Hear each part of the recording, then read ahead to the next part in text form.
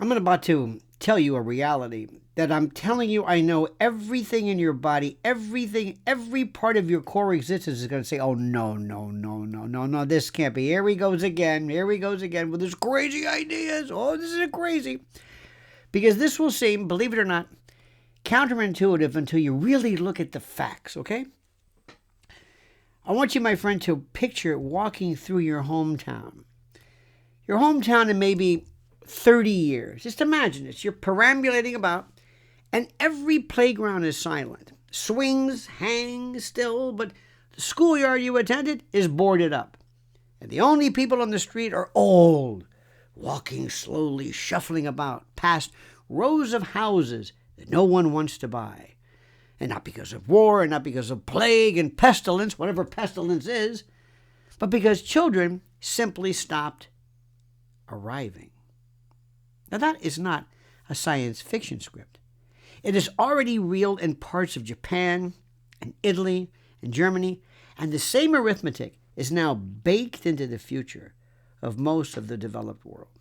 And very few people are talking about it now. Well, nobody that you know, but it's true. Replacement fertility. Remember, replacement fertility in rich societies is about 2.1 children per woman. You got that? 2.1 children per woman. That is the rate. Forget the fact that fathers, we're not going to talk about 2.1 children per father. Children, mothers, okay.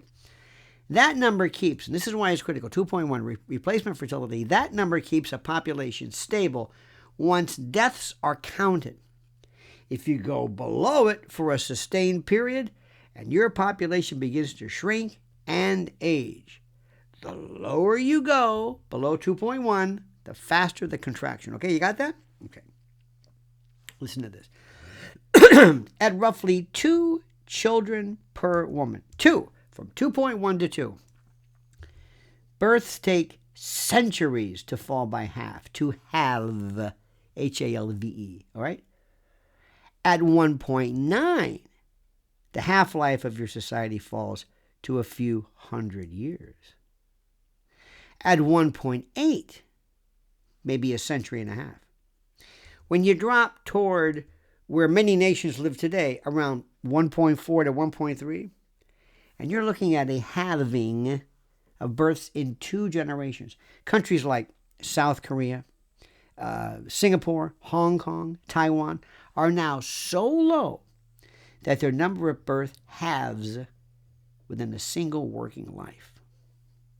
This is incredible. And today, about 3/4 of humanity already live in countries below that replacement tipping point.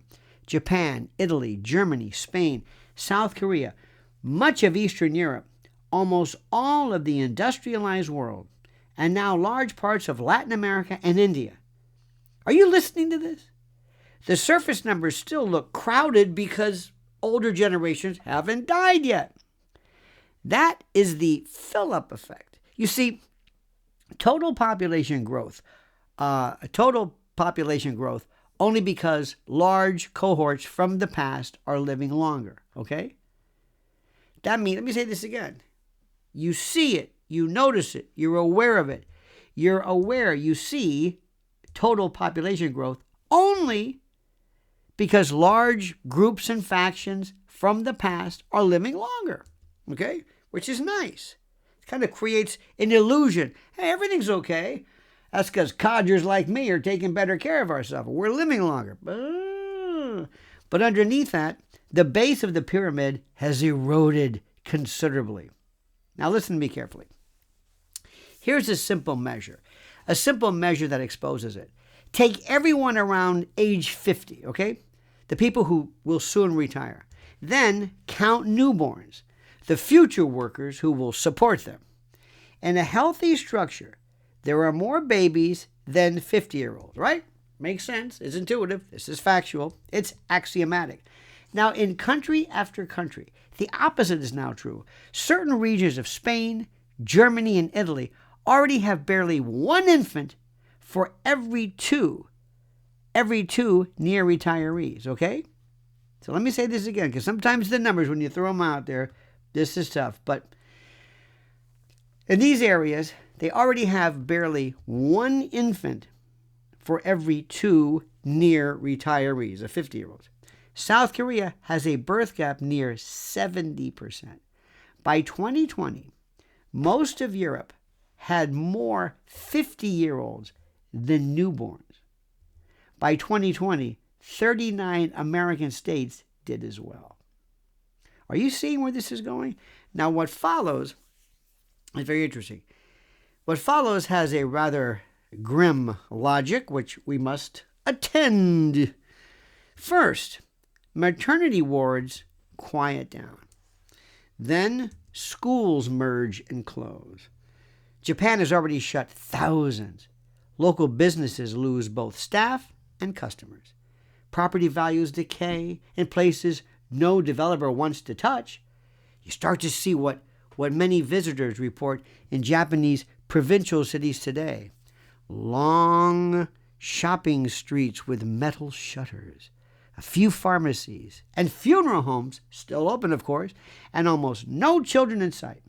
Apartment blocks that are full of people, but nearly all of them old, many of them alone. Now, if you look at this correctly, economically, the spiral is just as harsh. Fewer workers must support more retirees. Pension systems were built on a wide base of workers paying for a smaller group of elders. Now they face the opposite. To keep promises, governments must raise taxes, cut benefits, print money, or all three. Public debts become harder to service because each year there are fewer taxpayers to shoulder the interest. Now, policymakers talk about saving the day with automation and AI and all this, but machines do not pay payroll tax. They don't raise children or sit at the bedside of the dying. It's time to get grim, time to get realistic, my friend. Now, here's the twist almost no one notices. This collapse is not driven mainly by small families. For mothers who do have children, average family size in many places has barely changed in 30 years. What? 2, 3, even 4 children per mother still appear at roughly the same rates. The collapse comes from a different piece of math, a different perspective, a different vector, a rising share of people who never become parents at all. That's the metric. In Japan in the mid-1970s, childlessness went from an uncommon event, from an uncommon event and outcome to a common one within a few short years, without any change in how many children mothers had once they started. Why? Italy showed nearly the same pattern at nearly the same time. Later, South Korea saw childlessness spike after its late 90s, after the currency crisis. Now, after the global financial crisis of 2007 and 2008, countries like the United States, Canada, Ireland, and others saw the same trend. People did not switch in large numbers from 3 children to 1.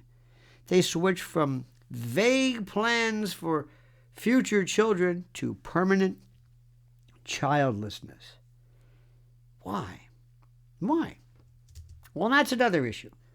The why is important. But look at the facts still. The common driver in all of this is delayed parenthood. Demographers can plot something like a vitality curve. The number of first-time mothers, at every age. In a stable culture, that curve is smooth, peaking in the 20s, declining through the 30s, and nearly gone in the 40s. Kind of makes sense. Well, one would think. When a society pushes family formation deeper into the 30s, that curve stretches and flattens. The later the average age of first birth, the more people simply never get there.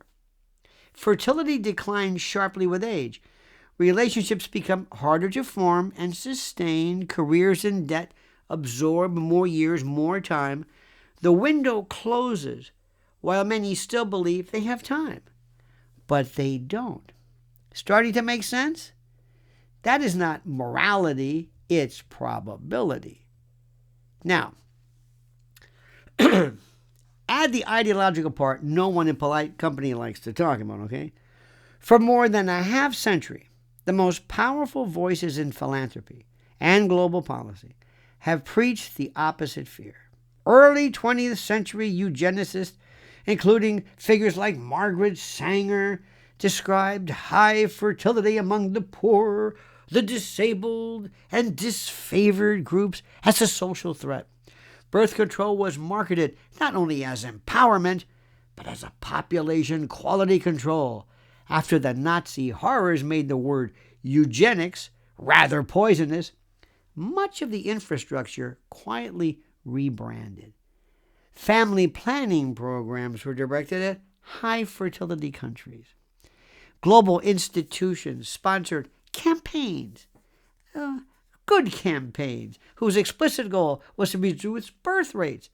Books like Depopulation Bomb turned apocalyptic predictions into pop culture. Remember that? Remember Paul Ehrlich? Oh, I do. He was always on Donahue, and you saw him all the time. Paul Ehrlich went on late night TV at every show you can imagine. Warning, warning of mass famines. He called for strict limits on family size, even flirted with coercive policies. He founded organizations dedicated to zero population growth. Why I'm doing this, I have no idea. School materials, news specials, foundation grants all amplified the same message. It was all presented as neutral science and humanitarian concern, kind of like global warming. We don't have any interest in this. We just want to point out the facts. Right. Now, the constant theme was that human beings, especially children, were a problem to be managed. That's right. What you might think of societal replenishment. Oh, no, there's a problem. Now imagine what the what the drumbeat does over 2 or 3 generations. Housing gets more expensive. 2-income couples become a necessity. Work hours lengthen. College, then graduate school, then years of career climbing become the norm before anyone considers marriage or children. Meanwhile, the culture quietly shames large families as irresponsible in a crowded world and treats choosing no children as an enlightened approach. The same way they would look at if you drove a Tesla. You know, you capitalist hog, you pig. Societal pressure. Excuse me. Women in particular are told to treat the peak fertility years as the time for maximum career and educational pushing. Don't be saddled by motherhood. You can have it too. Remember the Rockefeller Foundation? I talk about that all the time. Of pushing women. You want women's lib. Remember Virginia Slims, Edward Bernays? I could go on. All of this because they can always have kids later. Fertility's no problem. Plus, you'll always be attractive, always be marketable, and everything's groovy the longer you wait. No comment. Now, it's the perfect recipe for pushing the vitality curve past the safe zone. No conspiracy memo required. Once the overpopulation narrative is institutionalized, every incentive, every speech and policy nudge lines up. Did I say nudge? I meant nudge. I like nudge better. Nudge. They nudge it up in the same direction. Delay, limit, fear. Combine that with economic shocks like the oil crisis in the 70s or the, excuse me, I'm dying here. Speaking of the elderly, or the financial crisis in 2008, and you get a clear pattern. Now, whenever young adults feel the ground shake under them, they delay family formation. Whenever anything changes, whenever there's any kind of oops, you know that baby boom. What is the boom? Well, that was them. World War II had that effect. Today, we get scared. We stay inside in our pajamas and our slides, getting DoorDash and binge watching Netflix. It's that post-COVID lunacy. By the way, don't think that didn't affect this. Now, What happens is you have to understand this. When you have this, when they delay family formation, a significant faction, a significant population portion never catches up. Now, that is why no country has yet reversed that once it has lived a generation below replacement. Did you hear what I said? Let me say that again. No country has yet reversed this effect once it has lived a generation below replacement. Baby bonuses, parental leave, tax credits, they produce small temporary bumps, but the deeper pattern doesn't move because you're not dealing with individual choices in isolation. You're dealing with a culture-wide schedule shift. Reproductive synchrony breaks down. People no longer move into dating and marriage and parenthood together. Courtship scatters across a wide age range. And because we've had this detachment from individual contact, everybody swiping and Tindering or whatever the hell they do, hooking up versus courtship and love, it's a thing of the past. The odds today of finding a partner, and especially over time, drop precipitously. Unplanned childlessness becomes a normal outcome. Think about this, and I haven't mentioned anything about the effect of, dare I say, parental rights or reproductive rights or abortion. That's something else, but work that into the equation. Now, here's the really unsettling part, as if what I've told you before is okay. This didn't happen in a vacuum. The same elites who once warned that the planet would collapse under the weight of human numbers now face the opposite reality that entire civilizations could shrink into permanent demographic winter.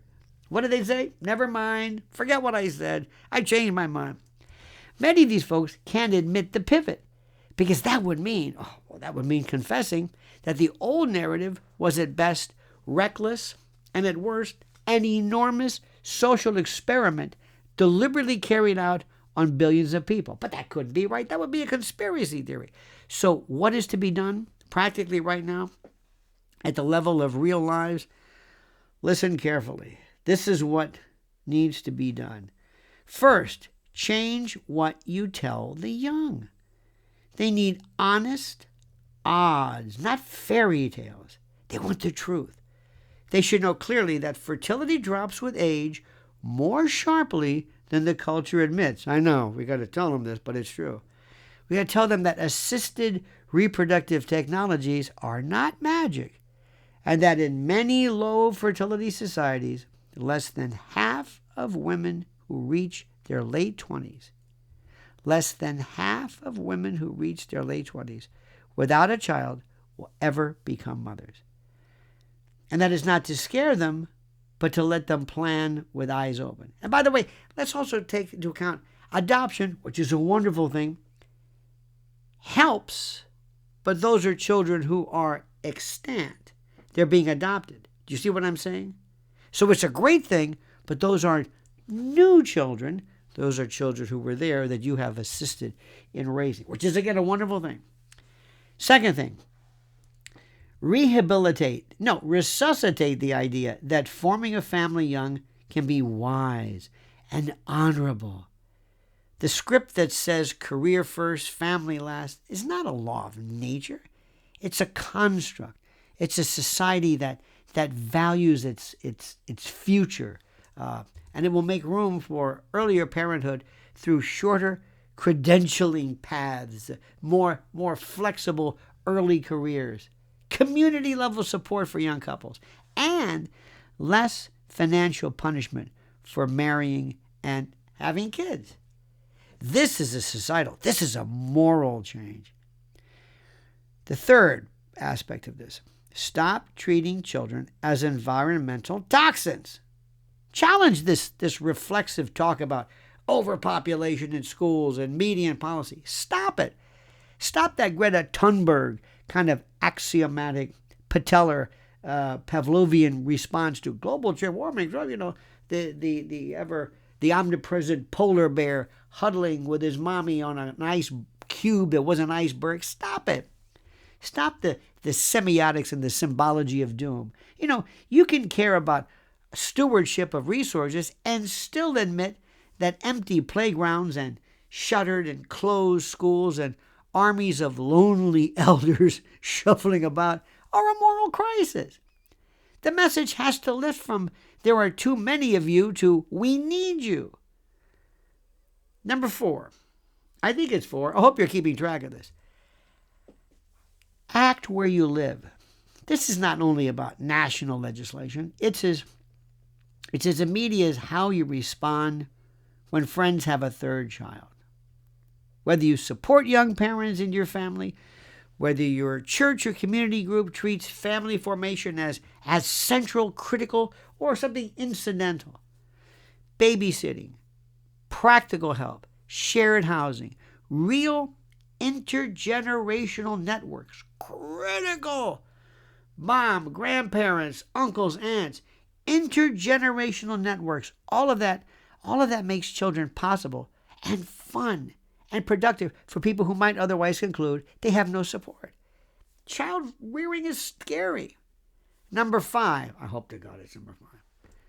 Vote and organize with long-term demography in mind. That means pension reform that doesn't eat the young alive. It means tax and housing policy that doesn't punish family size. It means schools and zoning and transport built around the assumption that you actually want kids in your cities.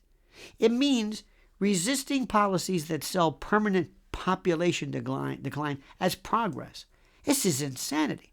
And finally, dear friend, if you are young or advising the young, take this personally. The system that told you to fear babies will not bear the cost if you reach 40 and realize that the window has closed. That grief will be yours alone. Nobody will be there to console you, all right? Your therapy ferret, whatever, and some edibles are all you'll have. You don't have to follow the script that was written in the era of Ehrlich and Sanger. Those guys are dead.